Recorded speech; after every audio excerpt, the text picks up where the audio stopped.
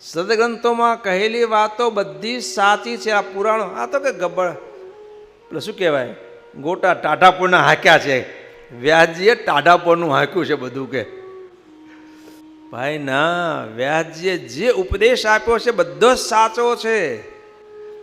ગીતાનો ઉપદેશ શ્રી કૃષ્ણ ભગવાને અર્જુનને આપ્યો ઉપદેશ સાચો છે. ને કે એ સમયે બે સૈન્ય હામી ઊભા હોય ને પેલા શંખ ફૂંકાઈ ગયા હોય ને તને આટલો ઉપદેશ આપવા બેવાનો સમય હશે? ત્યારે કીધું બાયલા ઊભો થા શું બાયલો પણ કરે છે એવું કીધું હશે.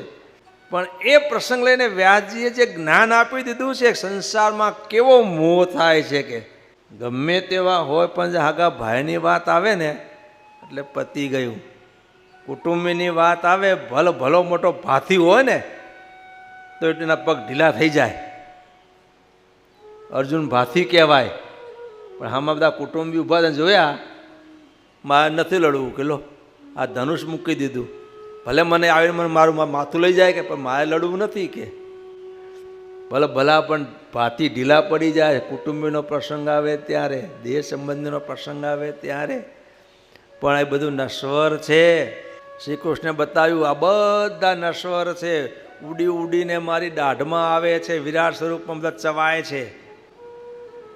એમ બધું જ નશ્વર છે. કોઈના વિશે મોહ પામવાની કોઈ જરૂર નથી.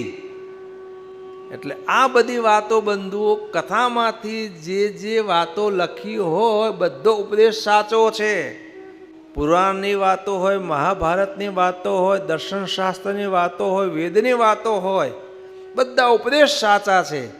દૃષ્ટાંતમાં તમે જોવા નહીં જવાનું, ઉપદેશ સાચો છે.